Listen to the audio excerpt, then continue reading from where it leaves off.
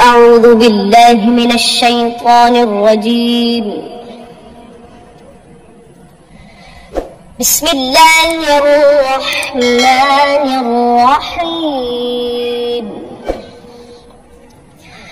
لا يكلف الله نفسا إلا وسعها، لها ما كسبت وعليها ما اكتسبت.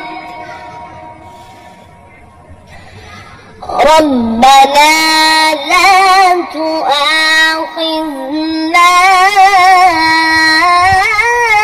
إن نسينا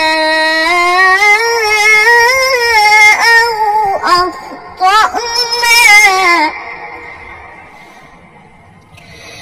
ربنا ولا تحمل